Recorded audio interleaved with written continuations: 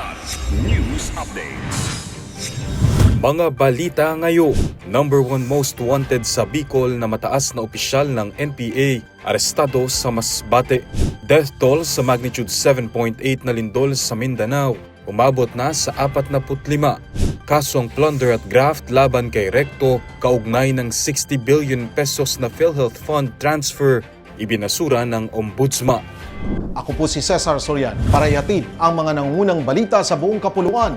Ngayon, Arestado ang itinuturing na number 1 most wanted person sa Bicol at umano'y mataas na opisyal ng Communist Terrorist Group o CTG matapos ang isinagawang manhunt operation sa bayan ng San Fernando, Masbate. Kinilala ang suspect sa alias na Eli na sinasabing secretary ng Sub-Regional Committee 4 ng BRPC. Nahuli siya sa bisa ng warrant of arrest para sa kasong murder na inilabas ng korte noong Abril 22, 2026 na walang inirekomendang piyansa. Ayon sa Police Regional Office 5, naging matagumpay ang operasyon dahil sa masusing intelligence gathering at koordinasyon ng pulisya at militar. Dinala ang suspect sa San Fernando Municipal Police Station para sa kaukulang dokumentasyon at disposisyon.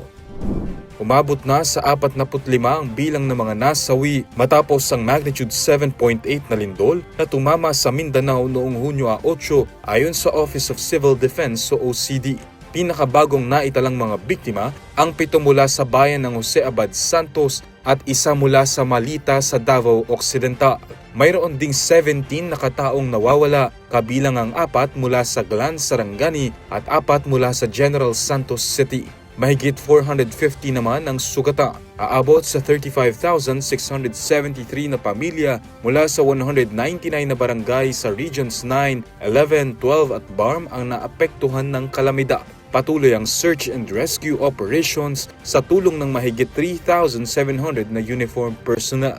Nawasak o nasira ang 3,169 na kabahayan at umabot sa 562.8 milyong piso ang halaga ng pinsala sa infrastruktura.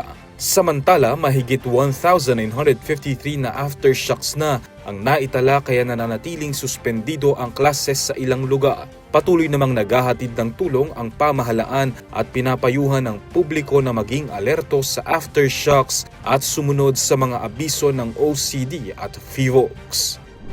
Pinawalang sala ng Ombudsman sina Executive Secretary Ralph Recto at dating PhilHealth President Emmanuel Ledesma sa mga reklamong technical malversation, plunder at graft kaugnay ng paglilipat ng 60 bilyong pisong pondo ng PhilHealth sa National Treasury noong 2024.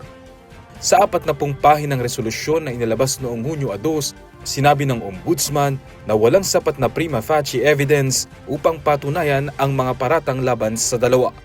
Ayon sa desisyon, isinagawa ang paglilipat ng pondo alinsunod sa probisyon ng 2024 General Appropriations Act at itinuturing na legal noong panahon na iyo. Binanggit din ng Ombudsman na walang ebidensyang nagpapatunay na may layunin sina Recto at Ledesma na gumawa ng ilegal na gawain o magpayaman ng personal. Idinagdag pa na ang pangakong ibalik ang 60 billion pesos sa PhilHealth ay sumasalungat sa alegasyon ng plunder. Matatandaang noong 2025, idineklara ng Korte Suprema na walang bisa ang probisyong nagbigay daan sa paglilipat ng pondo at iniutos ang pagbabalik nito sa PhilHealth sa ilalim ng 2026 National Budget. Para sa Kidlat News Channel, ako si Renzel Linon, nag-uulat.